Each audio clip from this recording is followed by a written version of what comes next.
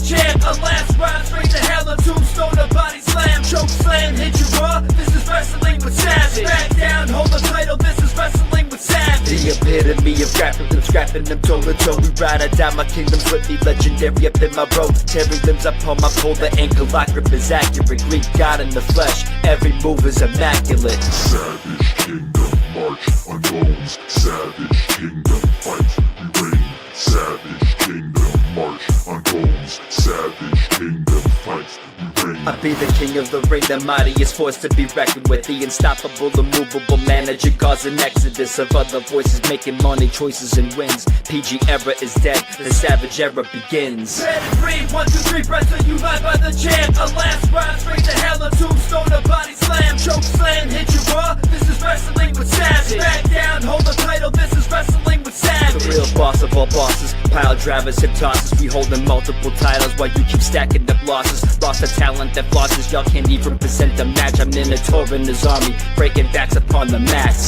Savage kingdom, march on bones. Savage kingdom, fight, we reign. Savage kingdom, march on bones. Savage kingdom, fight, we reign. Meet the turnbuckle, top of my knee, and then my bare knuckle skilled superstars. You don't even wanna dare tussle, bet on show.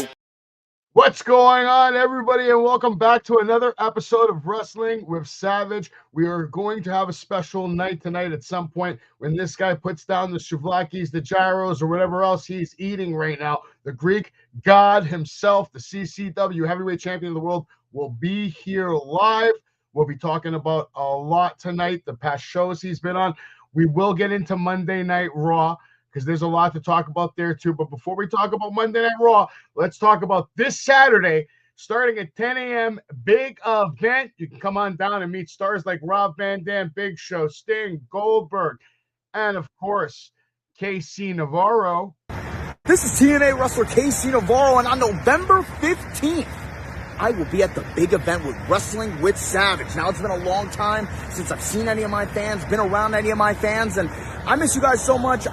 I'm here in New York City because I'm ready to see you guys already. November 15th, can't get here fast enough. Get your tickets, come see me, come meet me.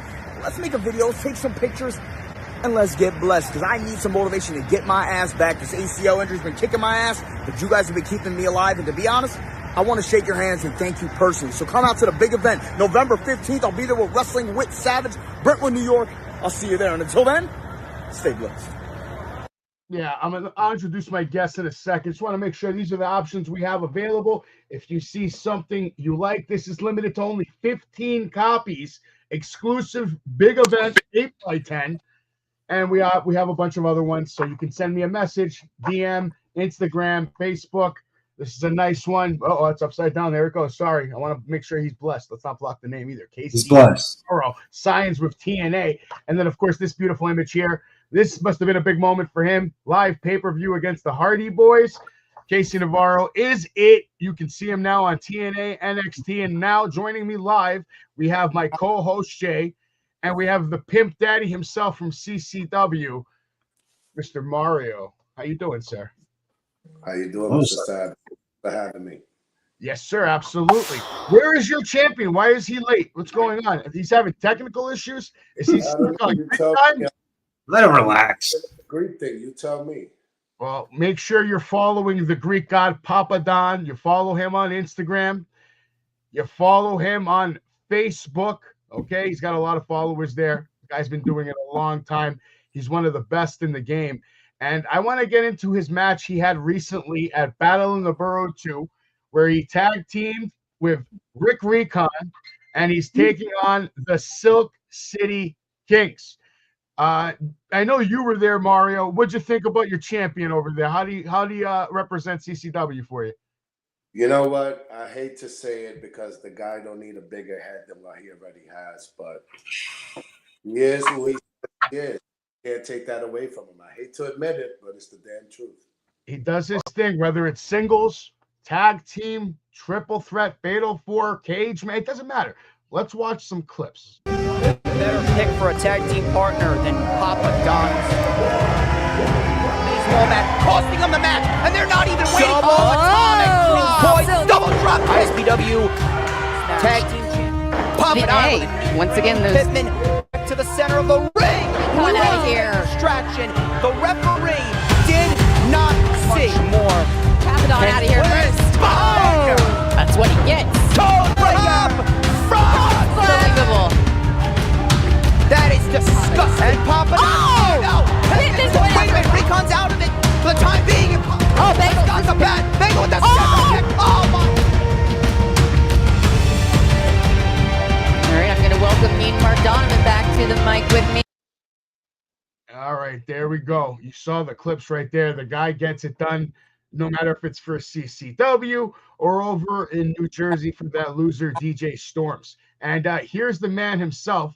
And let's let him know screen time right there. How you doing, brother? What's good? What's good, fellas? What's good, man? We're just watching your clips right there. You don't need to watch them again because you live them. Let me get you over here. We got multiple screens. There you go. Why don't you flip your phone so we can see you nice and wide? That's what she said. Yeah, see, he likes his meat, and I was telling Mario that you like your meat thick, well done, and extra white sauce. No, and no. First of all, you gotta have medium rare. Medium rare. Okay. No one eats a fucking steak well done. That's disgusting. I like medium well. Just one to not eat blood and guts. I like my game killed, and I put it in fire. Bro, come on, crispy. Stop. We all know you got your Red Wings. Stop it. You love it, buddy. Come on, stop it. Come on, stop it, man. I was telling everybody to follow you on Facebook. They should follow you on Instagram if they haven't done so yet, because you're one of the guys, and I'll say I want to see your expression when I tell you this. With all due respect, you are one of the guys that should be up there with anyone that's main eventing on Raw or SmackDown or whatever show you want to find. You are as good as anyone I've ever seen in the ring. And that's just me being honest with you. Well, thank you. You're very welcome. But don't get too much of an ego. I mean, I know you're a very humble guy. Oh, the humblest. The humblest, right? Absolutely. Greek God Papadon. We had a match recently. You had a match at CCW against Cha-Cha Charlie. And I want to show everybody exactly how that match went. You cool with that? Yeah? Oh, wait, hold on. Let me say something. Okay. Let's hold on. Man said hold on. Spoiler alert. Fuckers, still your champ. Still the champ. That's true. Now I definitely. Wow. Oh, man. Right away. We can truly see who has the arm. Charlie now. We went for the baseball slide, got covered in the ring skirt. Thinking about something here. Sunset flip, little bit of cover, two. This is a beating. Use of the momentum and now in speed. Oh, and this is start putting this away. Connor roll. Connor roll indeed. Wait, no, he rolled through. Oh, you're here. Flying European. Was kicked here. Steamroller. Steamroller indeed, and now he's looking for the moonsault. He's looking for that drinking. It is Cha-Cha Splash! He got it. What? No! Gut bust, yes, that backstabber! Oh my God! Oh, stop! Damn it! Opa! Jesus Christ. Cha-Cha Charlie got the business in that match, huh? Listen, man. Let's be frank. And I'm not talking about Frank from Scarface. Hey, Frank. I'm talking about the truth, Alicia. Cha-Cha is a good competitor. He danced his way into the people's hearts. He danced up the rankings. But you can't dance home with the championship when I kick you in the balls and you can't stand. Because let's face it, bro. I don't care if you're Cha-Cha. I don't care if you're Crowbar. I don't care if you're Hulk Hogan zombie come back to life. You bring your ass to a CCW show. You're in a main event with me. I'm knocking your ass out, and I'm getting the W. like I've always been doing. It's that simple. Listen, look at this idiot. This guy in the Reds, he looks like a special needs fat Joe who was on too much Ozempic. Look at this guy giving me the finger. He's real classy. These are great shots, by the way. Are you going to give him a rematch? Because I have it on good authority that he tried to punch me. I don't know if you saw the post-match interview that I was forced to do with him. And I had to talk to this guy after he lost. There's nothing worse than talking to losers, especially after they lose. Well, listen, let's be frank. He thinks he's going to have a match with you again. First of all, he's Dominican, so he already lost at life. That's the first thing. Second thing going, I know Mario wants to laugh at that, but he won't laugh at it because he's trying to be nice, politically correct. I'll just smirk. So, pretty good. Secondly, let's face facts. He had his chance, and he blew it. Just like the New York Mets, just like the Jets, just like the Giants, just like the Yankees. He blew it. So now he's in back of the bus like Rosa Parks. He's the number 10th contender, 11th contender. We have to take the number 1 contender to this championship. He had an opportunity. He didn't get it done. And guess what? No rematch for Mr. Cha-Cha Charlie. He needs to dance his way up, back up the card, back up the standings before he can get any rematch with the great one, with the Alpha and Omega. So no rematch with Cha-Cha. And on top of that, he should never put your hands on a referee. So just for that alone, he doesn't get a rematch for being a bad sportsmanship. He showed his true colors. He showed his true colors after the match, hitting the referee. Who puts his hands on the referee? That's uncalled for. No wrestler should ever hit a referee. Anyway, I could have sworn you did that as well and got suspended for it too, champ. I don't know what you're talking about, bro. That's propaganda, CNN, fucking Puerto Rican bodega news. I don't know what you're talking about, sir. All of a sudden, you got amnesia, huh? I mean, I've still seen no video evidence of him ever hitting a referee. Just being honest. Do you have the video evidence? And you also have an announcement to make, do you not, Mr. Mario? Ooh.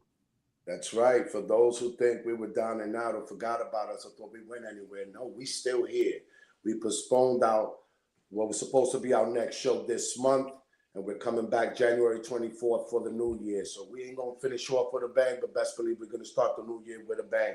Colossal Championship Wrestling is back at the Elks Lodge, Saturday, January 24th, 5 p.m. doors open, 6 p.m. showtime. Stay tuned. Go to the website, Colossal Championship Wrestling. See us on Facebook, Instagram. Sign up for our newsletter to keep you in the know. You'll find out who's going to be on the show fairly soon. You already know the champ will be there. Who he's going to face, you're going to have to stay tuned and find out. Papadon, do you have any requests you want for that show, like a certain opponent or a certain kind of match, or maybe accommodations that you feel CCW hasn't provided you, perhaps? Listen, they can bring anybody. Doesn't matter. I'll make them look like $1 million because that's what I do. I'm the Alpha and Omega of professional wrestling. So you can bring whoever you want. Savio Vega, Chavo Guerrero Jr. You can get Homicide out of retirement. You can bring anybody. I don't care. Azrael. Hell, if Crowbar runs the rematch, I'll put his ass back in timeout too. He can come too if he wants. I don't care. Big words. Anybody. Hell, you could even give me your champion, that big Jolly Green Giant, and I can take his title too and be a double champion. Ooh. See, we're having such a nice interview. We're having such a nice interview, show, and right away you want to take it to that level. Let him be a contender. Let him be a contender. All right, let's have that conversation in a little bit. Because I have a question for you. Hey, Numbnuts, did you not ask me a question? Oh, absolutely. So was I not giving you an answer? You are giving me an answer, then, but I'm doing my job. I figured you'd give my client a little bit of a break. We're going to talk about that potential matchup and much, much more. Don't you worry about it, because I want your opinion on a couple of things. Because last time I checked, you wanted a shot at the Savage Heavyweight Championship, but it looks like somebody skipped ahead of you in the line, though. Did you hear about that? Did you see that? You want to see who it is? Sure. Who is it?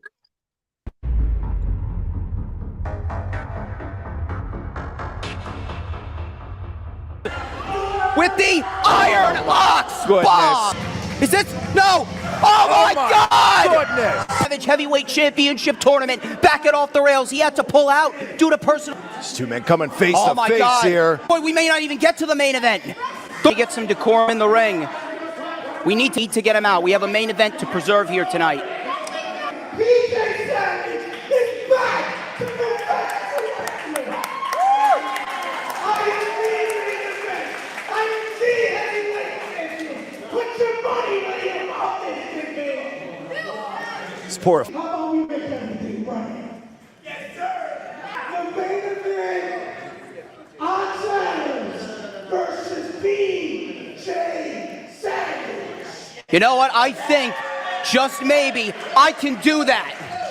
And it is official. Yes. There it is. We will see PJ Savage and Ox Adams for the Savage Heavyweight title. And I'm not done with you by any means necessary, Savage. I'm gonna take this empire you think you built, and I'm gonna make it mine. You see that belt? It bears my name, and it's on the biggest pretender that was met in my life. All right. So, Papa Don, how do you feel about PJ Savage jumping the line? Because I think you were the next one in line for that title. You know, you had a good reason for having a match. Well, let's face it, Peanut Butter and Jelly Savage is back. Good for him. I can care less, to be honest with you. Peanut Butter Jelly Savage, he can top the front of the line. Look like he ate one too many peanut butter jelly sandwiches, as you ask me. But let's face facts. If he decides to dethrone your giant and becomes the new Savage champion, okay, I'll just have to smack him around and call him Susan and take the belt instead of your giant. Whatever. It doesn't matter to me who has the belt, because at the end of the day, it's coming home to me, and I know that for a fact. Call me Nostradamus, okay? Because I'm calling it right now. There's no one in this business that does or can do what I do. And Mario's he can attest to this because he's seen me doing it for years on end. Many individuals have said, Papadon, you're like Jesus Christ, man.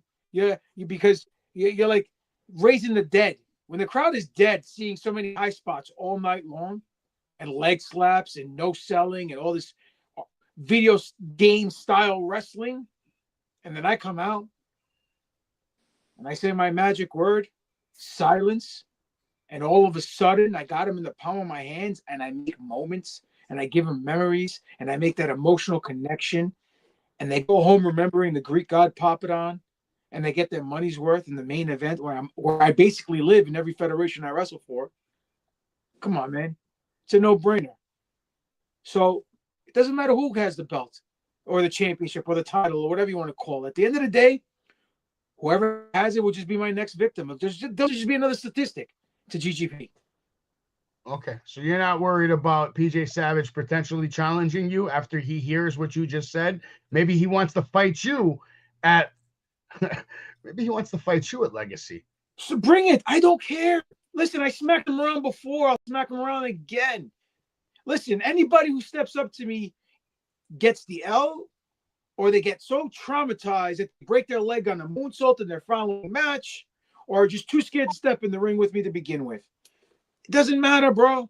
I've had this for a long time. I've collect titles. And Mario, what do you think about that matchup for a main event? Jesus Christ. I think that'll be a very, very interesting match. And, hey, I'm not taking anything away from PJ Savage. He's a great competitor. He's a great kid with a bright future. Granted, he can get into better shape. Same thing with your boy Ox. Guy looks like a fucking 7-foot drifting candle. But I digress. Point being is, this is a cosmetic business. You got to look the part. Oh, look, there's a Mori-san and my Bam Bam Bigelow shorts. Very nice. Yeah, I saw you training over there, and Yeah, that was in Brooklyn, right at the athletic center on the rooftop over there. Yeah. Yeah, I saw you doing your thing, man. Training with him. I was helping him with the seminar. They asked me to help him last minute. Yeah. So how was that? How was that seminar for Amori, and what did it do to the others? Like, did it help others? Did they learn? I hope so. I mean, he was just teaching them fundamentals, and his English is very broken. He don't speak very well English, but he was trying to teach them that, footwork's important, selling's important, ring placement's important, and a lot of the guys there actually understood that, and I hope they benefit from it. I mean, Did you see potential when you were there? I mean, did you see some people you were like, "Hey, this kid has the guts. He could make it." There's a couple guys. There was one kid that reminded me of Taz. What was his name? I think it was Anthony Rivera. Was his name? No, Alex Rivera. I think his name was. Okay. He kind of reminded me of Taz. He has the same build as Taz. Told him he should shave his head and start wearing a butcher singlet like Taz and start doing a similar gimmick. But he had a lot of potential. A lot of people there were decent. And I mean, fact is, you get to a certain point in your career, potential can only take you so far. You got to put in the work ethic. You got to make this your lifestyle. You know, it's not something you just turn on from 9 to 5 or do it on the weekends just to impress your friends and your girlfriend and your family members. If you want to be a serious professional, then you got to live it, eat it, breathe it, think it, shit it 24/7. Do you feel that wrestlers kind of lose that? They just kind of forget that when they come into the business, they're saying, I got to learn my craft. I got to do this. I got to do that. But I feel like they tend to get lost. Do you feel that certain wrestlers just kind of get lost in the fact that maybe they're trying to get ahead and they're trying to take shortcuts and they just don't go the long route like you do? Well, no, the thing is this, you just said the word wrestler. There's a difference between a wrestler and a worker. I'm a worker. You can put me in the ring and on the fly, I can work any match, I can work anybody, make them look like $1 million and make that emotional connection. Anybody can be a wrestler. Anyone can learn the moves. You could teach a fucking monkey to wrestle or a bear to wrestle. And fact means doesn't necessarily mean because you know how to do a moonsault or you know how to do a fucking flippity doo-dah off the top rope that you're any special or you're any good. You got to make that emotional connection and you got to tell these people a story. And unfortunately, working is a lost art. Not many know how to do it. A lot of people like to go out there and slap their legs and do their high spots and call everything from A to Z in the match. And then when they forget, spot D, they look like a deer in headlights. What's next? What's next? What's next? Or their match isn't structured properly to tell the story that they're trying to convey, and it gets lost in translation, and the fans sit on their hands, and they don't get the reaction that they wanted to. At the end of the day, more in this business. You know who's a wrestler? Tiffany Grady's a wrestler. And you know what that is right there? I'm going to pause it, and I'm going to put you on the big screen right here. I want you to confirm what I see, Mario. Is that not the CCW Women's Heavyweight Championship of the World in the hands of my client, Tiffany Grady? Indeed it is. So let me ask you, why the hell is she, A, not on your website, and B, why the hell did you take the title out of her hands when she clearly won the match? Well, A, she should be on the website and should be on it any moment. That's number one. Number two, you know why she's holding that title. You know what you guys did that night. No, we won the match. That's what I saw. We won the match. It's bullshit. And I want to know if at Legacy 2, is Tiffany Grady going to get her opportunity to win back what she should already have around her goddamn waist? Well, as I mentioned before, Mr. Savage, pay attention on the website. Follow us. Stay tuned. The announcements will be coming soon enough. You already got a date. You already got the venue. Pay attention, baby. It's Papadon, let me ask you. You clearly saw my client have that title in her hands right there. At Legacy, does she not deserve an opportunity to win back what was hers? In your opinion, she should still be the champion. Am I wrong? Possession is 9/10 of the law. So, I mean, you're bringing circumstantial evidence to this case, trying to plead your deal. And to be honest with you, I think a Tiffany Grady versus Roxy match is money because both of them can go. Roxy's an amazing champion and an amazing wrestler. Agreed. So is Tiffany. And, her husband is a part of a great tag team, South Philly's Finest. They're awesome too, and maybe might make a CCW appearance down the line if they can get a opening on a certain date. But regardless, I think having Tiffany versus Roxy would be just another great women's match that's been in a string of great women matches that CCW has already showcased.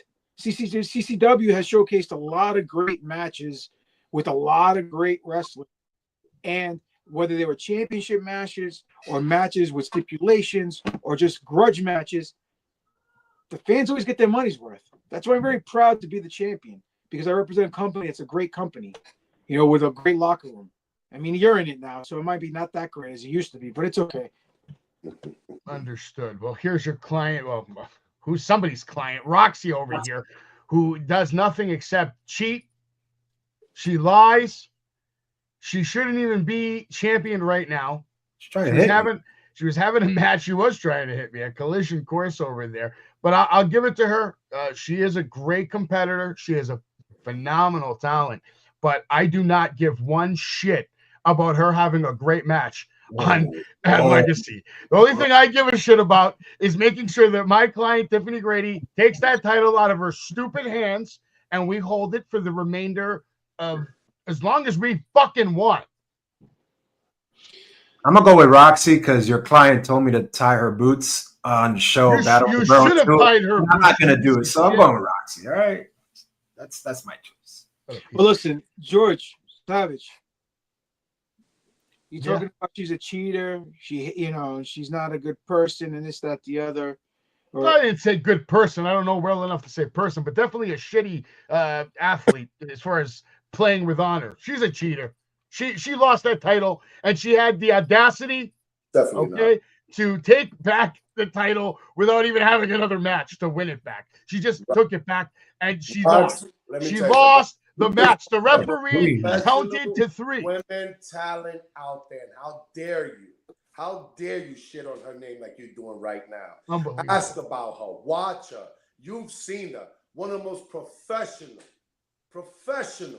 and athletic women wrestlers that's out there. Professional ass kisser in the front row, kissing the ass of fans. From Tiffany Grady. But you're just showing the picture of her holding the title. Why don't you show the video of how she got to the point of holding the title? I can't seem to locate that video at this moment, but I'll tell you what, I'm looking forward to January 24th at the Elks Lodge. It makes me feel good to come down to the Elks Lodge, a show. Queens, man. I used to go down there and help set up the ring back in the day, ECW days, old school days. I'd sneak in, pretend I knew everybody, didn't have a fucking clue who anybody was, did whatever I had to get my hands on that ring and just touch it and be part of it. So it's nice to be back in that building. It's not so nice to see the bullshit Roxy pulls, but the Savage Kingdom will have justice, and it will be a fantastic new year. I'm looking very forward to 2026. Papadon, you have any other big plans in 2026 that you want to maybe share with us? Well, 2025 isn't over yet. I mean, but you gotta have like wrestling. You're years ahead. You're trying to plan for big moves, aren't you? Of course I am. I mean, fact of the matter is, I got Gotham coming up on the 2nd of December. 6th of December, I'll be in Virginia Championship Wrestling. The 7th of December, I'll be in with Championship Entertainment Promotions out in Nassau County, Long Island, doing a show on Sunday. What else do I have coming up? I got to check the calendar. I believe I had something on the 15th, but that got postponed. I may be at a big event depending on the situation. Let's see. Great picture right there, man. Tremendous shape. Dude, I live it, bro. Thank you. I appreciate it. I'm a Greek God, man. And I'm TV ready. That's like you said it. I need to be there. And I don't know, for whatever rhyme or reason, I'm not there yet, but I'll get there. And once I get there, dude. Not only should you be there, the flag should be there. That's the problem that I have, and that's the conversation that I eventually want to have with you, because the one thing we have in common above all else is that flag. That flag isn't a gimmick. It's an ethnicity. It's an honor to be a bearer of that flag. The Greek flag, if you're Greek, if you're really Greek, that flag means something. Listen. It should be more heavy. My point is, it should be predominantly displayed at the top level. Hold on a second. All right, let's face facts here, okay? Greeks and Puerto Ricans are the two ethnicities in this world that have the most pride for their ethnicity, and that's a fact. right? 100%. I've never met another nationality that has more pride in their heritage and their history than Puerto Ricans and Greeks. Okay, now Greeks, at the end of the day, we are the forefathers of civilization. Whether you like it or not, it's the absolute truth. We invented everything and gave it to people as a gift on a silver platter. From democracy to the Olympics to professional wrestling to mathematics to astronomy, psychology, everything. Advances in modern medicine, everything. So without the Greeks, this world wouldn't be where it is today. Okay? Unfortunately, greed and other nationalities come into play and they ruin the gifts that we've given society on a silver platter. So, that's why the world is in chaos. But at the end of the day, people can escape chaos by coming to Colossal Championship Wrestling, especially on January 24th, and have a grand old time and watch the best of the best fight for some of the most prestigious championships in all of professional wrestling. I'm just sick of it. As a Greek, as a prideful critico, I'm sick that they stole all of our statues. They stole our history. They stole the Olympics from us. We don't get any royalties from the Olympics. Why are the Olympics not being tributed to the Greeks, the people that invented this shit? I'm sick of it. I want to do something about it in 2026. I want to do something about the state of New York, too. I'm thinking about running for mayor. I have enough suits to change every day of the whole fucking year. I'm really sick of it. Another socialist. I'm sick of the bullshit. No socialist. I'm going to be the no bullshit guy. And everybody's going to start paying. The people that need to pay, I'm going to make them fucking pay in 2026. I promise you that. That's all I'm going to say about that. It's a fact. So, Papadon, I gotta say something. I've been hearing Savage for the last 10 minutes talking about your accolades, your slides, all this, and it's well deserved. But I want to hear your assessment on Greek Savage, whether it's CCW or Battle in the Borough II. What is your assessment of Greek Savage? I think Greek Savage is one hell of an entertainer and a talker. I think sometimes he's his worst enemy because he gets too much into his own mind. And I've told him in the past, hey, numbnuts, take it down a notch, slow it down a step. Sometimes he gets out of pocket and I got to verbally put him in his place like I did afterwards at Battle of the Borough II while I was giving him advice. I always look out for him. Unfortunately, certain other people, when I try to tell them, hey, what you're doing is not gonna make any sense, they don't listen, but it's okay. It is what it is. I think Savage, as a manager, has a very bright future if he keeps his nose clean, and that's not a cocaine joke. I mean, keeps his nose clean and head on straight. I think he can find something where he can be very entertaining and useful to do. I mean, the guy is a man of many talents, wears many hats, even Jimmy hats.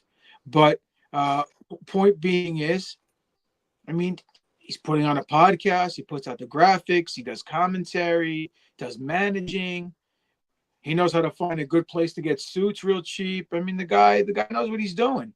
You know, he was, hey man, the dude actually got some mic time with The Rock. You know, that's impressive. How he got there and how he got his foot in the door doesn't matter. He got his foot in the door. He's a hustler, and that's what you need to do. Look, Paul Heyman was a hustler. Look where he's at now, right? So. No one knows how to hustle better than the Greeks. That's why we hired all you Puerto Ricans to be our busboys designers. But I digress. Now you're going too far. That went south fast. Like Mario. Wow. Whoa. It continues. All right. Well, we want to get back to this real quick, and we will. But first, I want to ask your thoughts on tag teaming with Rick Recon. I played some highlights at the beginning of the show, which displayed what you did that night. You're usually a singles guy. Do you like tag teaming? Did this maybe want to make you? Do you want to do it again with Rick Recon, or? I started at singles, and then I was thrown in a tag team with my brother in arms, Ed Toscano, who was wrestling at the time as Havoc, and we were together, known as the Solution, right? The only two white guys with singlets from the Doghouse, so they put us together, and we were managed by John the Sure Thing Shane, and we went up and down the East Coast, winning titles, having great matches with people like the Hit Squad and Dirty Rotten Scoundrels and the Christopher Street Connection and the Moondogs and the Briscoes and the Backseats and the SATs. And, you know, the early 2000s indies, we were a staple in there in tag wrestling when tag wrestling wasn't, you know, looked as important by the main federations at the time. Afterwards, you know, teaming with them 5.5, 6 years, we went our separate ways because we kept wrestling the same people over and over again. We weren't going anywhere. We were stuck in a rut. So I wanted to try singles, and then I did the rest. Team Over Recon was fun because we got a chance to smack the hell out of the Silk City Kings, and they're very talented. And there was a lot of fun having that match. We told a great story in the ring, and in my opinion, we were the most professional-looking match that night. No offense to anybody else, but we had the crowd the loudest, and at the time they'd seen, I think, 4 or 5 matches beforehand. And we, you know, it was a fun time. And we got the W because, let's face it, of course we did. Fair and square, we out-wrestled them, we outclassed them, we outshined them. And that's nothing else. That's nothing new when it comes to TGP. So it was a fun time. And I look forward to teaming with them again if we get an opportunity. And whatever the case may be. Listen, I'll team with anybody. I'll wrestle anybody. I fear no man. And I am more than happy then to do my share and obviously put asses in seats and draw the house, you know, because that's what I do. I'm like an architect. I draw the fucking house. And I gotta ask, who trained you? Homicide and Mikey Whipwreck. And what is the best advice that Homicide gave you? Keep your mouth shut and your ears open, and less is more. And I tell that to people all the time. It's great advice. I think you forgot the first part, though. What was the first part? Shut your mouth. Well, if I shut my mouth, it's a boring show. You already have boring promos. You don't want to have a boring show. Yeah, my promos are the worst. What do you think about this guy's promos? I think he's a loser. What do you think? Just curious. Well, he pays me, so he's not a loser. Nice guy. I think you were robbed. I think you should have won that match at the end. I think they cheated. You know, but it's okay. There's will be battle of the Borough 3. That's it. That's true. Ox still has his championship. We'll see if Papadon over here can get a shot at that title. PJ Savage certainly wants one. We'll find out if that's going to happen very soon, too. They all want a shot at the championship. This is the OG championship. Ox has the new one, the custom one that I made for him.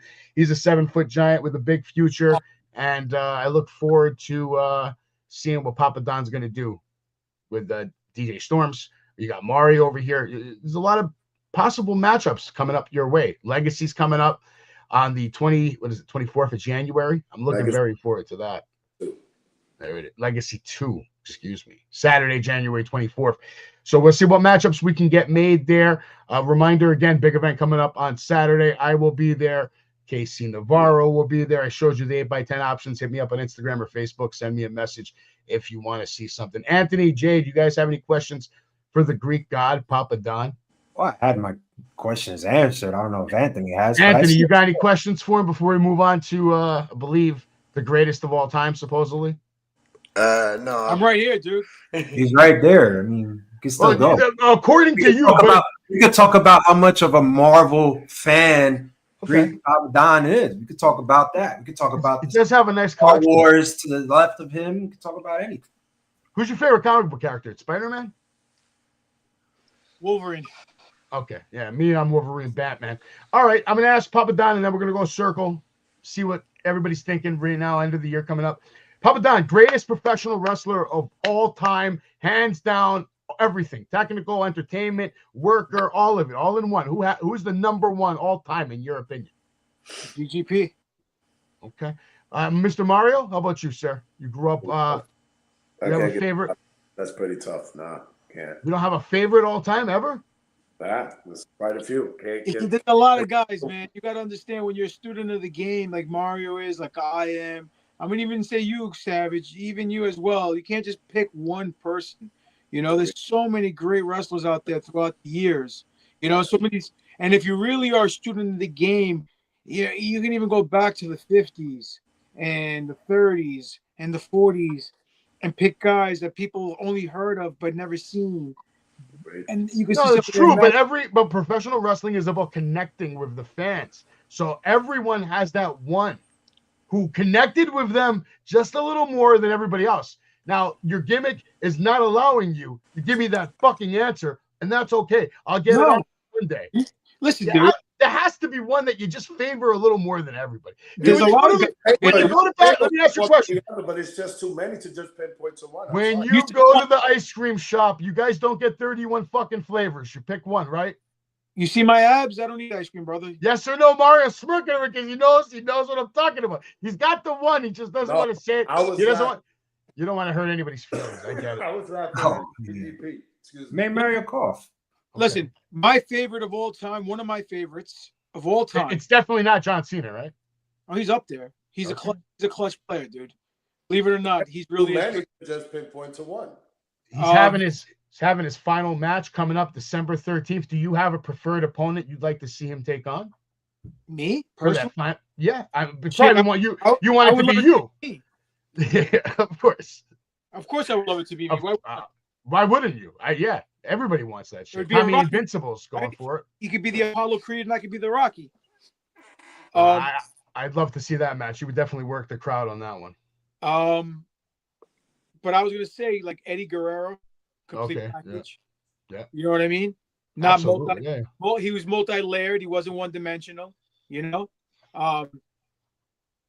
Let's see who else. I'm a big Steven Regal and Fit Finley guy, Benoit guy. Even though he was a piece of shit for what he did, doesn't matter. Oh, Jericho's another one who's a complete package. You know, Rob Van Dam for me is one of my favorite of all time. Perfect for me. Bam Bam Bigelow, Vader. I mean, there's so many guys I could pick. Yeah. You could pick a little bit from everybody. Triple H, you know. Yeah. No, Triple H tonight was on Monday Night Raw, and he went ahead and he told everybody that the hands down greatest of all time is John Cena. He said it. Dirty Dom came out, interrupted. I got to give credit to Dom, man. I mean, the change within the last 2 years of how just much goddamn better he got. He is so good right now. I can't wait to see what he's going to look like in 5 years. Why did he get better? I think that's work ethic. Every day he wants to get better. This isn't just him getting better naturally. This is him wanting to get better. All right, you didn't answer my question. Why did he get better? You tell me why, because obviously you know. He listens. Of course I know, but I'm asking you if you know. Me? Why do I think he got better? Because he knows how to work the crowd. There you go. He made the emotional connection. It's not what he does. It's how and when he does that matters. And every time he steps in that ring, he makes moments. And that's why he's progressing up the card. That's why he's a double champion. You know what I mean? In 2 different promotions. Listen, I went to WrestleMania this year, and before his match, everybody hated him. The whole building, 60,000 people hated him. They wanted to see him lose. Nobody wanted to see him walk out of there with the IC title. Within one 15-minute session, he managed to change everyone's mind in that whole building to start cheering for him. You that's not something that you just do. That's just knowing the business. And I feel like he really gets it now. And I see big things for him. But John Cena beat him tonight. John Cena is now your new IC champion. I believe that's his first time ever winning that title. Oh, did he really win tonight? He won tonight? He won the IC belt? Yes, he did. Oh, interesting. I mean, Triple H already got that photo in there with him. He's your new IC champ. Anthony, go ahead. I know we haven't given you a lot of time tonight. Do you have anything to say about John Cena becoming an Intercontinental Champion? By the way, this is Anthony Loves Wrestling, gentlemen. Oh, but that's Jay. Where are you? You guys are playing games with me. Go ahead, Anthony. This is your 60-second rant. No, I don't have one tonight. All right, we'll keep it moving. I like it. John Cena there with Rey Mysterio. He is your new IC champion. Him and Cody Rhodes had a match at WrestleMania 42. Let's get into this momentarily. They went over it a little bit. Logan Paul, the Vision. He's now apparently in the Vision. He's probably leading the Vision. Do you want to even get into it? You got anything on that, Jay? Do you care? No. I got questions for both of these guys. Our special guest Mario and Greek Don. That's what I got. That's what I got. Go for it. You guys were you and Savage, Greek, were talking about good wrestlers. And Mario, you too. This goes to you too. question goes to you both. You guys were talking about good wrestlers or not. They're out there. You can't always have one, but not a lot of people know them. Do you feel that these good wrestlers don't take advantage of social media, of they use to try to get just a little recognition or a little over? Yes and no. It's a catch-22, and I agree with Mario. Yes and no, because in one retrospect, it could be an age thing, meaning that a lot of the kids nowadays, no offense to anyone out there who's young, but you guys all have that sense of entitlement. You guys don't want to do hard work. So you won't go looking back at old matches to watch a Gorgeous George or Bobo Brazil or what's his name? Freddie Blassie in Japan or stuff like that. Watch different aspects of professional wrestling. Or you guys won't go watch All Japan in the 90s. You had Kawada and Masada, and you had Kobashi and Steve Williams and Gordy. Or you won't watch WWE or WWF or AWA or Jim Crockett Promotions in the 80s, which is amazing. You guys will just sit there and watch, what's on TV now, and that's basically it. Think you know everything. And I think that's one retrospect. Another retrospect is the other side of the spectrum is like some of these old timers who were over back in the heyday may not be as over as they want to be now because they don't know how to use social media like some of these young kids, And again, it goes with the generational, with their generation. Not a lot of guys from back in the day, no boomers, really know how to use social media to their advantage. And I don't really care. At this point in their career, they made their money and they're already over with the people they wanted to get over with. Now, if not over with a 10-year-old kid or a 12-year-old kid, it's all right. You know what I'm trying to say? Yeah, I totally agree. I think it's a yes or no. And I think the fact that since everybody has a freaking cell phone, I don't care if it's a flip, I don't care if it's a two-way, whatever it is, there's social media on that phone. So when I go to a show and I think this wrestler is really good, he's really great, and it tells me, yeah, follow me on IG, follow me on Facebook, but then I don't see no posts, I don't see anything. And then I find out a week later, oh, yeah, it just had a killer match. It just posted 2 days ago, but it was a week ago. So I feel like they get kind of lost, this new generation, maybe because they tend to bullshit on X or whatever the hell they love, or Snapchat. I just feel like it gets a little lost. And it shouldn't even be like that because, I did see good wrestlers on indie shows. I did see good wrestlers in Battle in the Borough II. But then again, when I try to look for information, it's just not there. Well, if you haven't watched Battle in the Borough yet, it's sorry. That don't take advantage of their wrestling. They'll use social media for personal BS. Yes. I want to be tough. I want to do this. I want to do that. Listen, push yourself, promote yourself. That's big in this wrestling business. If you don't promote yourself, especially now that social media is available, then why be on it? Instead of taking it to a personal level and getting on this guy and that guy, focus on yourself, promote your matches, as you said. You're going to have someone follow you. Keep pushing it, keep moving forward. It's that simple. You have to keep going. You have to grind. I'm someone who has 47 million views on one video on Instagram. Some people go their whole life and they don't even get fucking 1,000 views on one of their videos on Instagram. I was blessed and lucky enough to get one video to catch. Next thing I know, I had 35,000 followers. I've lost 5,100 followers since that day. Do I give a shit? No, because I'll get them back, because I will keep going and eventually get another video that will get 87 million views, and then another one that will get 200, and so on and so on. You have to keep going. That's the only way to get to where you want to go. The moment you stop, you're dead. Absolutely. Just to piggyback on all that, if you look at some of these wrestlers on the indies, they don't look like wrestlers. They don't look like athletes. A lot of them are just fat fucks, or a lot of them are skinny kids wearing high spot kick pads and Nike sneakers underneath. Not even wrestling boots, not college or boxing boots, nothing. No college, collegiate wrestling shoes, nothing. And they all do the same thing. They all do the same moves. They all slap their legs, and they don't know how to sell. They don't know how to tell a story. They don't know how to do anything proper, but they know how to flip, and they know how to dive. They know how to be a gymnast, and they know how to be an acrobat. And they all expect to get over because of their moveset. But Jim Cornette once said, watching a high spot is like watching two dogs fuck. The first time you see it, you're like, oh my God, look, two dogs are fucking. But by the 10th time you've seen the same fucking thing happen over and over again, you're like, two dogs fucking. I've seen it. AEW. Why do you feel? Why do you feel? They you always say they fat slobs. They're this, they're that. They're lazy. They don't want to work. Why do you feel is that? I mean, these guys have put in years. There's some that's 8. There's some that's 10. There's some that's 15. Look, you can put in all the time you want. Doesn't matter. It's not the quantity. It's the quality of what you're putting in.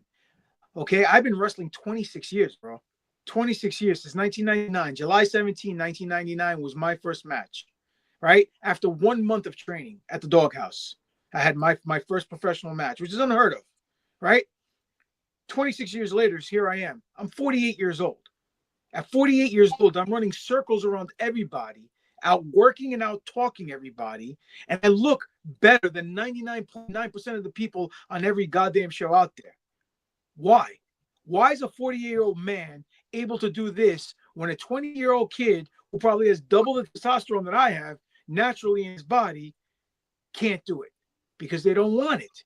They don't know what hard work is. It's because of the generation they grew up. So some of these kids, they'll come to the show eating Big Macs and look like fat fucks, and some of these kids will come to the show eating Big Macs looking like skinny toothpicks when the tights are baggy on them. How do you have tights that are baggy on you? It's spandex. It's supposed to be tights. It's in the name. And then they don't know how to wrestle. And everything they do looks weak or looks like shit. And that's a fact. But it's also in promoting too. A lot of these promoters, or quote unquote promoters, will just throw a flyer up online. Not anyone here. Not anyone here. All I'm saying is some promoters out there are happy with their 40 people at a show, 50 people at a show. Throw a match graphic here on Facebook, Instagram, X, whatever social media platform, and they call that promoting. That's not promoting, bro. You got to advertise. You got to market. That's where you separate the men from the boys when it comes to promoting. And the same thing with wrestling. There's a certain amount of guys that stand out at indie shows for a specific reason. Guys like Mike Mondo, Spencer Slade, Dan Moff, Sean Donovan, myself, Azrael, just to name a few, okay? Joey Conway, Stockade, a.k.a. Cade Lothbrook. You know what I'm saying? Guys like that, they look like wrestlers. They look like prize fighters. Alvin Alvarez. These are guys that give it their all, and they actually stand out. Joe Ocasio, just to name a couple of guys that locally here in this area. But that's the name of the game we live in now. So if they give up, why continue? What? If they gave up, if these wrestlers you talk about gave up mentally, why they would continue? Why even bother? No, I never said everyone gave up. I'm asking the question. That's what I'm saying. I'm trying to understand a wrestler's mentality when with the way you're saying, like they don't want to put the word, they don't want to do this, they want to be fat, they want to eat Big Macs and all this. I'm trying to understand why they're fucking lazy. They don't want it as much as I don't know why they continue. Okay, so why would they continue to be? Why continue? I can tell you why they continue, because they'll tell their friends, their families that they're wrestling on a Saturday night in a VFW somewhere, and those 10, 20 people will show up, and guess what? For that 5, 10, 15 minutes that they have in the ring, they think they're God's gift to this business, and they're the big fish in their own little small pond, and getting a reaction is the ultimate high. So that's why they keep doing it. When I go out there and I get the fans to act a certain way, and in my mind, I already have predetermined that this match at the 5-minute mark, I want my fans to act over, like this at this level. At the 10-minute mark, I want them over here. And when we're ready to go home, let's say 15, 20 minutes, half hour later, I want them up here. And then when I win, and I pull the rug from underneath them because they wanted to see their hero win and they didn't get what they want, I made that guy look great. I make him look strong. I leave with heat. As a heel, you got to leave with heat. The money's in the sell and the money's in the heat. No other, you can't change it. People try to change the equation and the variables, and it always gets lost in translation. It's good versus evil, David versus Goliath, story as old as time. We just do it in a short amount of period, 5, 10, 15 minutes, whatever it may be. But you get that reaction you fought for. That manipulation of a crowd is the ultimate high. That's why we keep doing it. Now, whether people really want to do it and they're happy being the fat guy in the big pond, the fat fish in the small pond in their own little mind, all right, cool. But again, you know what I mean? I'll give you credit on that, champ, to a certain extent. And with all the names you did mention, kudos to them, big up to them, hands down. But don't get it twisted. You do have big men that can go. You do have skinny guys that can go too. Not everybody's going to have the GGP physiques, the rest of peace Hulk Hogan physiques. Not everyone's going to have your genes. And they can still go. I didn't say they couldn't. Give them pop and respect. Hold on. How they do psychology-wise and everything else, totally different story. But that's what I mean. Overall, with body, I can't 100% agree with you. Because I've seen quite a few big men that can really go, bro. I agree with you. I agree with you. I agree with you. Now, if you want to talk in professional wrestling on a bigger scale, we've had skinny guys and big guys that could go too. Let's not forget the late, great Andre the Giant. How big was he? But he still is a freaking name. He was a name. He was an attraction. Yeah, Some of the guys that are in the indie scene ain't going to all have your look, but it don't mean they can't go. So I can't agree with you 100%.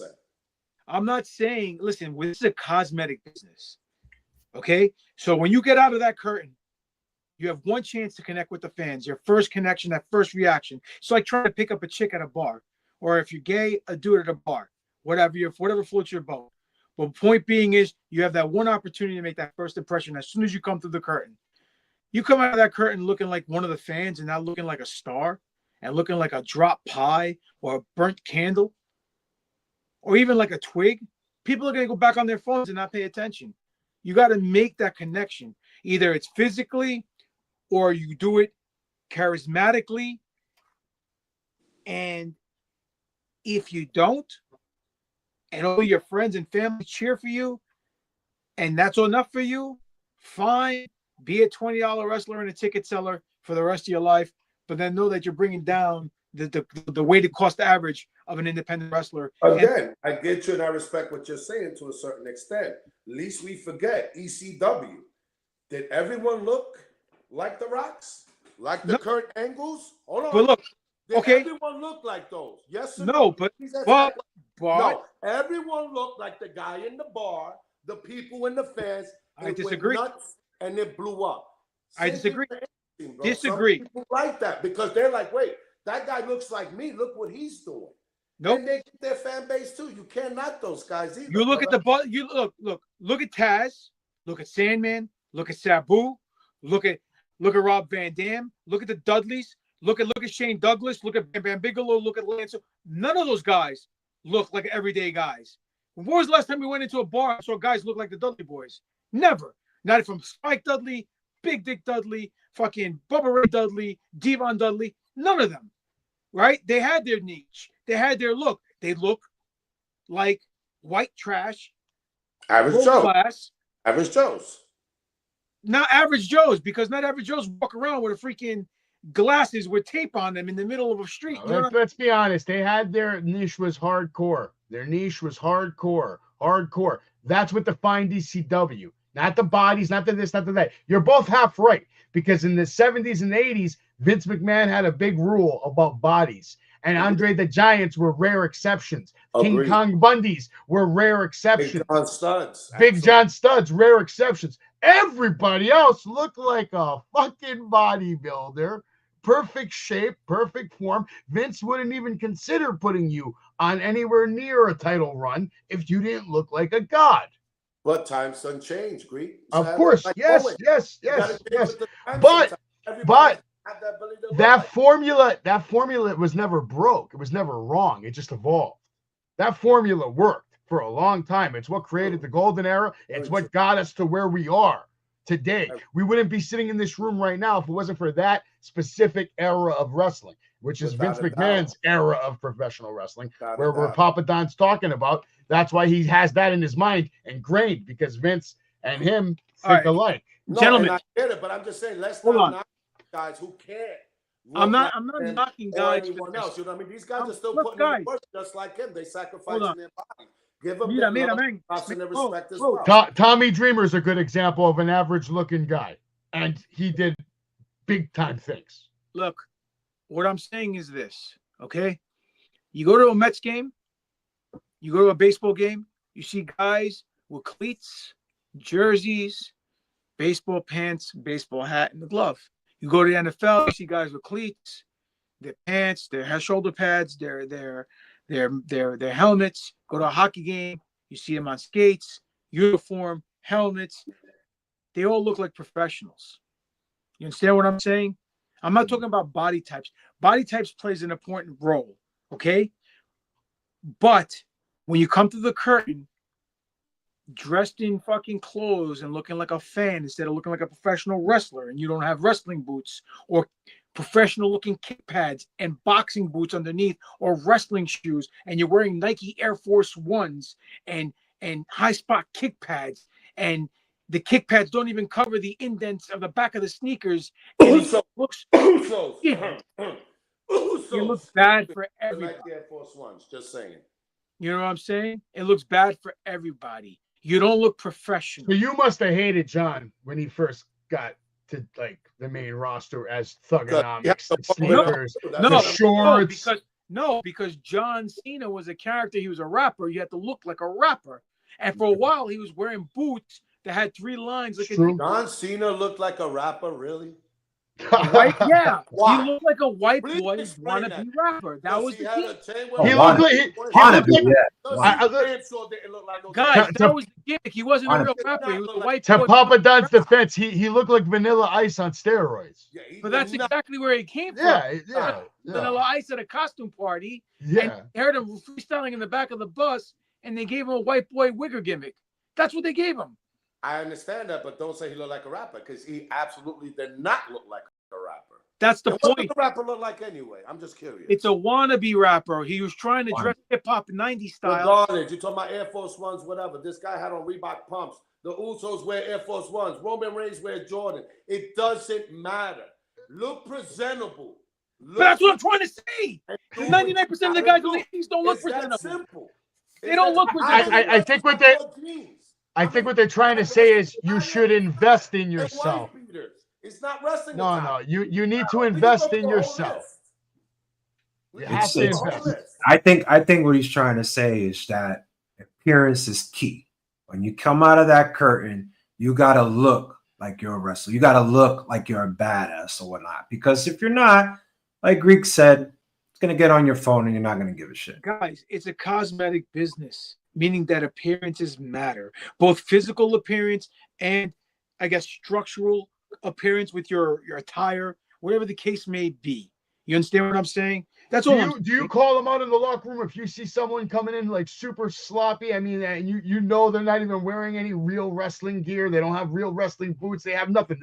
They're just coming in looking like. And this isn't their gimmick we're talking about. This is just them. I've said stuff in the past, and people like, yeah, you're right, and they've done nothing afterwards. They didn't change their style. They didn't change their look. And I just felt like I wasted my breath. If I feel like the person is worth me dropping some knowledge with, I'll take them under the learning tree and say, hey, maybe you should do this. You want to be taken serious? Do that. If everybody's wearing kick pads and slapping their legs and wearing Air Force Ones under their kick pads, maybe invest in some wrestling boots. You'll go spend $200-300, at the club buying drinks and smoking weed. We'll take that $200-300 and buy some wrestling boots and invest in yourself. Agreed. It's not hard.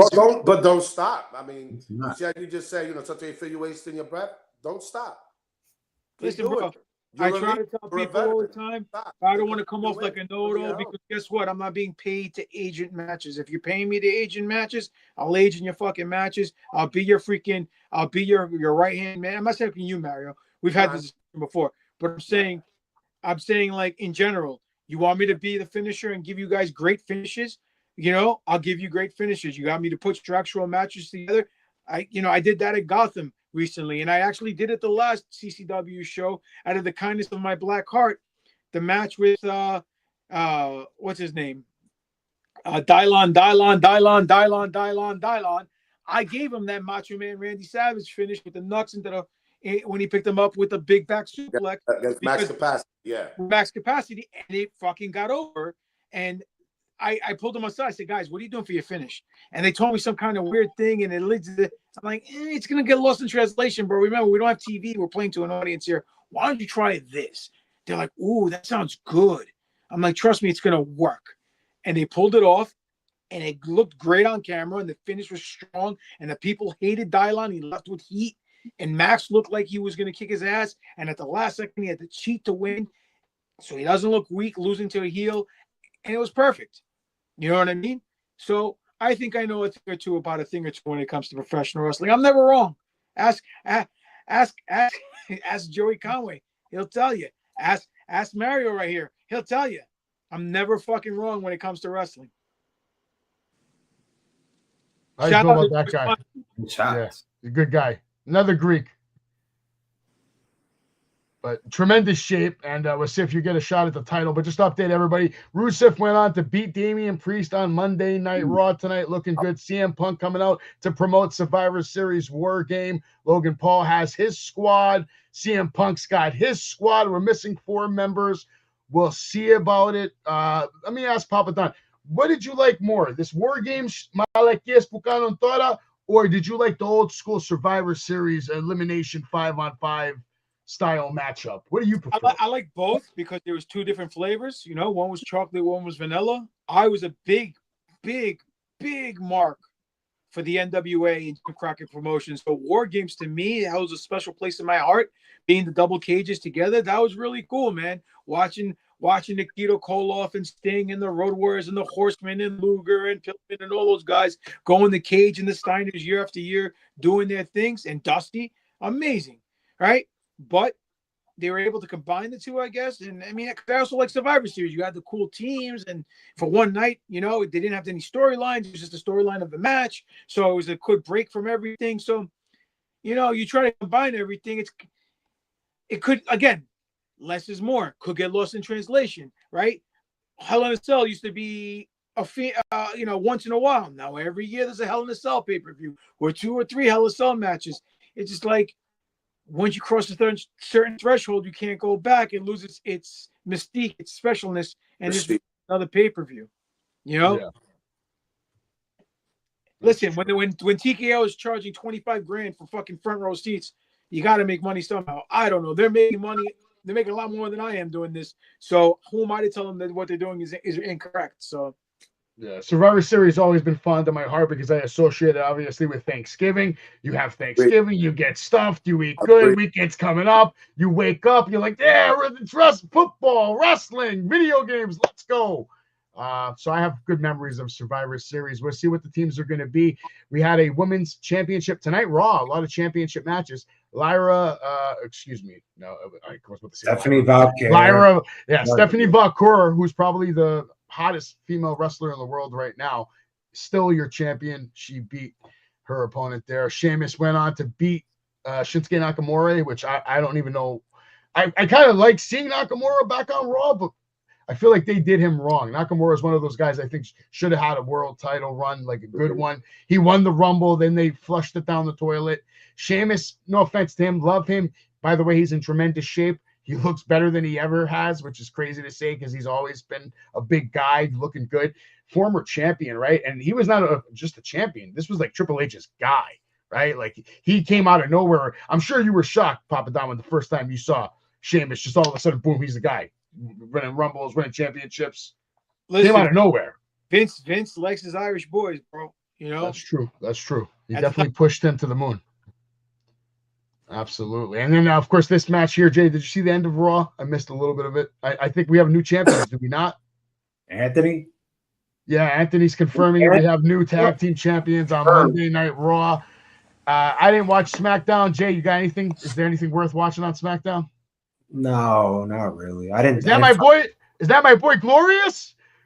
I came out to my wedding with that song. Glorious. I love Bobby Roode, bro. Bobby Roode, another one who should have had a world title run. God damn it. Goddamn injuries. He did have a run in TNA, dude. I'm talking about WWE main event, man. Main event money, WrestleMania money. Bobby Roode was it. He was it. He's so good. God damn it. All right, what else do we have on SmackDown? What is this? Halloween again?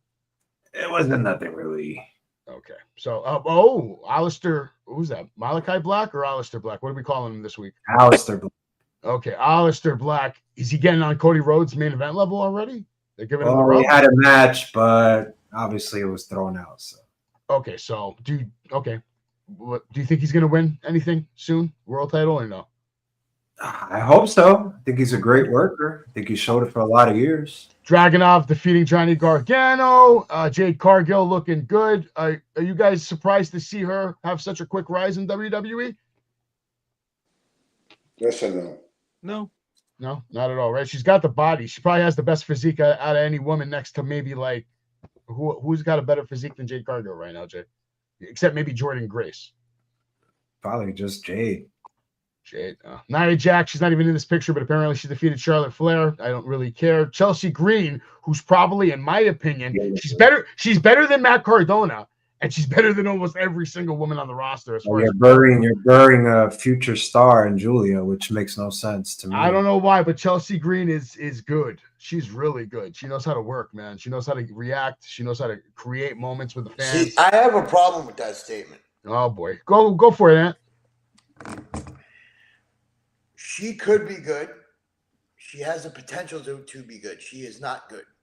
Okay. The reasoning of why she is not is because WWE is not advertising her as a great wrestler that she can be. Because she's better than this to me. That's just my opinion about her. Well, at least they sent her to Mexico, right? She's the new AAA tag team, mixed intergender, whatever the fuck they're doing over there now. Yeah. Is that what we're doing now? Are you a fan of that, Papadon? Intergender matches, tag team matches? I am a fan when the women fight the women and the men fight the men in intergender matches. I don't like when men and women fight because as a father of daughters, that kind of promotes domestic violence, and I'm not too keen on that. And a lot of these guys, they fight, they're dumb. A lot of these quote-unquote wrestlers who claim to know how to wrestle don't know how to wrestle because they'll wrestle the girls the same way they wrestle the guy. And not to sound sexist here, it's just biology and science. Men are just built stronger than women. And fact is, if a guy who weighs 200 or 300 pounds hits a woman that weighs 100 or 150 pounds, the same way they're hitting another guy, and the woman gets up just as equally as the guy gets up, same way, then you basically giving the business away, saying that this is phony baloney wrestling because there's no way she'd be able to take the impact the way a 300-pound guy will if she only weighs 150 pounds. Yeah. See, I agree with that because that's what's happening in the indies. Like these death matches, it's like intergender death matches. I'm like, what am I like? Why am I watching this clip? Like, what is this crap?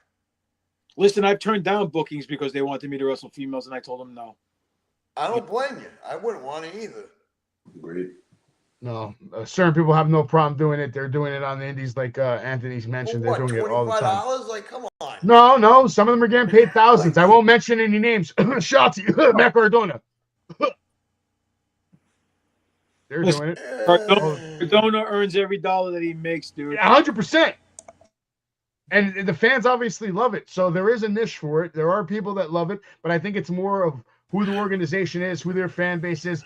And listen, at the end of the day, if they know it's going to put butts in the seat, I promise you someone's going to book it. And that's notice the company. It's GCW. Yeah, GCW. Like, so what? It's a hokey company. I've seen it. All right. Well, another one of the Samoan brothers out there, Tala Tonga. He defeats Ray Phoenix. I don't care. Cody Rhodes versus Aleister Black ended in a no contest, like Jay said. Here's a look at your new world champions. It started off the night with Dom there, but now, as you can see, John Cena is now there. He's your new IC champion. Here are your WWE champions and NXT. Jay, anything worth watching on NXT, or am I just going to go through the slides as fast as possible? The new champ, Tatum Paxley. So okay. She's phenomenal. I'm happy for her. She's been in the business for like 4 years, and she had 2 ACLs come back, so I'm really impressed. Shout out to Javon Evans for holding down NXT, and I do like this. Joe Hendry finally back on TV, and he's ruining the celebration that Chelsea Green and Ethan Page have as being the new intergender. I think what is it? AAA They're intergender tag team champs, some shit like that. Yeah, but tag team men and women. I don't know. Here's a look at your NXT champions, if anybody wants to know. SmackDown coming up in Montreal 2 days in a row. And next week, I think it's LA Knight versus somebody for that John Cena tournament. Survivor Series coming up November 29th. Deadline coming up December 6th. WrestleMania, April 18th and 19th. If I go, I'm only going for night 2. I promise you that. And I'm definitely not going for I'm literally going to go, land, go to the show, gamble, fly back home. That's it. Money in the Bank, New Orleans. Maybe. Here's a look at your AEW champions. Does anybody care? No. Too many titles. I mean, Mario, look at all these fucking titles. Look at all this shit. Now they're in the comic books, too. I guess that's kind of comic books. Yeah, apparently. Papadon, you're at the comic books. How do you feel about that, AEW getting that DC deal? It's crazy. Good for them. Okay. I agree. Good for them. I actually do have a question for these two gentlemen. All right, go for it, because I'm sure they got it. I'm sure they Yeah, have to do. I would. What is both of your opinion on MJF? What do you think of him as, like, a professional wrestler? Like, do you feel he's doing his gimmick right and doing his shtick right? Who are you asking? You and Mario. He's doing something right because he's getting the heat and everything else. So, I mean, am I a big fan overall of him? No. But he's definitely doing something right if he's getting all that attention from what I see. Champ? MJF is a throwback. I know Max very well. We have wrestled many times. We have teamed together. He's a throwback. He's a student of the game. I think he's a phenomenal athlete and a phenomenal superstar in the ring. I think he was doing great business in AEW before he disappeared for a little bit and then came back. Now he has to reinvent himself, and then he's doing great so far, in my opinion. I mean, overall, the guy's making money, and he's living out his dream, so kudos to him. And I think he has nothing but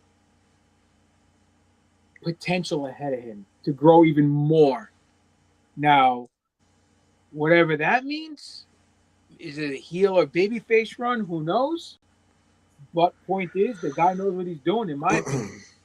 If I had a roster, I would definitely want an MJF on my roster. That's for shit sure. Yeah, because to me, like, he's a real student. Like, he mentions it in interviews a lot. Like, he brings up matches that I've never even heard of from, like, New Japan. I'm like, damn, like, this guy does his homework. And that's one of the things that I love personally about him. He's someone that's manifested his destiny into existence. That's what I think about him. David Otunga says The Rock's final boss character should only return with a real storyline. I can agree with that. Chris Jericho looking phenomenal. I had a speculation. Everybody thinks he's heading back to WWE for a match with either John Cena or a WrestleMania match. We'll see if that comes true. Rich Holland reveals emotional toll that the GoFundMe scandal had on him. A lot of people giving him a lot of shit to just, doing what every wrestler does, bro. I mean, you're a product, you're a brand. If people want to donate to you and help you and whatever the fuck, why not? I don't hate on him or anybody that does it. Dominic Mysterio welcomes John Cena challenge, and apparently that happened tonight. John Cena is your new IC champion. Rhea Ripley, doubtful for Survivor Series. I'll keep you posted on that. Jon Moxley, supposedly heading back to the WWE. It's only a matter of time. The money is there for him. The Shield reunion, all the different match lines between him and Roman. The money is there, and if the money is there, they usually all come through. Texas, I believe it's El Paso, declares November 18th officially Eddie Guerrero Day. I feel like that's long overdue. He's a badass. Good news if you're a fan of the Lucha Brothers. They're set to reunite at AAA. That should be fun. And Ricochet goes on to say that he's better than both Ric Flair and Ricky the Dragon Steamboat ahead of Blood and Guts. And Papadon, did you ever kick the shit out of Ricochet? Did you ever have a fight with him? No, him and I have done shows together back in the day with Dragon Gate USA and Evolve, but never wrestled him. Okay, but I'm sure you'd beat the hell out of him if you did anyway, right? Well, guys, let's face it. This is professional wrestling. Everything's a work. He's saying that because he's probably going to win the national championship at AEW, guys. and those Yes. two former national champions. How do you feel about that national championship drama? Is Tony stepping over lines here with that? I mean, that feels like he's stealing it from NWA kind of thing, right? Listen, how many world champions are there? So, case in point, there you go. You can call your belt what you want to call it. That's right. I like it. You know, do I feel like, I mean, I wasn't in the negotiations or the talks between AEW and NWA to say, hey, he's doing that as spite. So I'm on the outside looking in. Do I give a shit? No. Do I think AEW has 20 belts? Yes. But again, if I was Tony Khan, I would just have two rosters and two completely different shows. We'll have Ring of Honor and AEW and just keep putting on two different type of products, you know, and do what you got to do. Do you feel NWA is losing momentum? No, I think there are the bigger, better things. I think I know a thing or two I'm not allowed to say. But now with their stuff that they have on Roku, could they have room to grow? Absolutely. I think there's certain things they need to fix. I think they need to step up in certain areas. I think they have a very talented roster. I think a lot of the guys on the roster are hungry and are very skilled professional wrestlers. I think some guys are not. But again, you can't always have a perfect roster and you can't always have a perfect match. You know, you got to take your good with your bad, like Mario said. So do I feel NWA is in a bad place? Absolutely not. Can it be in a better place? Yeah, but fact is every company could be in a better place because there's always room for growth. So if you're not learning how to grow, then you're not succeeding. You know what I mean? Do you feel that he has the wrong people? Because I like Billy, always Smashing Pumpkin fan, all that. But I feel that he has the wrong people around him because let's face it, TV deal should have happened, right? Do you feel that he has the wrong people around him and this is why it's not happening and we're not really getting these deals? No idea, dude. No idea because I don't know who's around him. I don't know who has access or privy to communications with TV networks and trying to solidify deals. I don't know the inner workings of the NWA or any wrestling company to the point where I can speak on their behalf. I do know that there are certain wrestlers on the roster I do enjoy watching, and there's certain wrestlers on the roster I really don't enjoy watching. But that's with every company. So sounds good. If you have championship material needs, Mr. Ruda is your guy. Contact him at ruda.entertainment. He'll make any kind of title you want and he'll do it for you. You can also pick up his first book that he ever published, I Am Championship Material, available on Barnes & Nobles, Book Baby, Amazon. My son's book is also available. Feel free to pick up a copy and support the Savage Kingdom. I want to thank everybody that's been here tonight. If you guys have anything to add, please do. If you didn't know, The Simpsons are on Fortnite. And if you're like me and you're an OG video game fan, this is fun. I mean, you get to be Homer Simpson and run around and shoot people in the face for once. I am all in. This is what I'm going to be doing all night tonight. This is learning your craft here, 101. I don't play Fortnite. I play Battlefield, but it's Homer fucking Simpson. You know what I mean? Did you hear what Greek Don said to you earlier? You didn't hear what he said? What did he say? Fortnite. Homer Simpson. What's wrong with Homer Simpson? You got a problem with Homer Simpson, Papadon? Maybe a fat ass should be going on a treadmill at Planet. You got a problem with Homer fat ass Simpson? I happen to like Homer fat ass Simpson. He's a great dad. No, learn your craft. Keep learning. Stellar employee. Never falls asleep at work. Homer Simpson is the pivotal American. That's because he don't watch your promos, bro. If he watched your promos, he'd be sleeping like the Gordians. But I digress. Maybe he should watch my promos, or maybe he can watch one of Anthony's rants on AEW and Tony Khan. That might put him to bed too. Wow. All right. Anything else? Anybody have anything? Last questions? You guys have been draining this guy. You actually drained. No, Jay, you got some. Me and Mario were kind of silent for a good minute. We're like, are we good? Can we all have a good night now? Is it my turn to cut it? I don't know. You want to end the show? Should I end it? No, I just appreciate you guys for coming on. Hey, look, I got sound effects. Kudos. Look, Greek Don, you and I spoke briefly. I don't know if you truly remember me, but I also am the co-host for Around the Ropes radio show with John Blaine. I did come up to you. I did shake your hand. I did interview. You said it was easy work. God damn it, it was easy work that night. And Mario, it's a pleasure, sir. I never met you before, but this is it. Jay, Mario, nice to meet you. Can't wait to meet you again, especially next year. You can catch it January 24th. You already know what it is. CCW, Elk Slot, and Greek God will be there as well. Are you going to be at that show? Greek Savage, Tiffany Grady. Yeah, you're going to be at the show? You showing up? I actually lived on Queens Boulevard. If you did not know, you did. I remember. Yeah. So, I remember. I was the one. I was picking you up. This is then, Jay. I definitely want to see you there. Definitely. I was the one picking him up every day when we went. Yeah, he's my chauffeur. Unfortunately, yeah. But definitely, it's a truly pleasure, guys. And Greek, I'm loving your collection of your figures there. I guess you got stories to tell about it. I'm sure we'll hear it next time. But loving it. Oh, definitely. What part of Queens you from? I was born in Astoria, Queens. This is where I live. This is where I'm at. This good to be back, but I didn't live here for long. I did have to leave. So I did live in Woodside and Maspeth for a little bit, but I did come back 3 years. So Papadon, this Malaka was coming to DNA every week. He was in the Greek room grinding up with all the girls. He loved him some Greek girls. He got obsessed with the Greek lifestyle. And it was so hard back then to get a Greek girl. Jesus. Now it's like super easy. It was hard, man. To show up to a Greek girl, they're like, hey, like, oh my God, Jesus Christ. What the hell's going on? The side was high. I missed that club. That was a good club. But anyway, let me get the hell out of here. You guys have a good night. Everybody, thank you for watching the greatest wrestling podcast in the world. Guys. Show up to Legacy January 24th. Buy tickets now. You can buy them online at the website, Colossal Championship Wrestling. You follow them. And you know what? I never say it enough. Like, share, and subscribe my channel and do it now.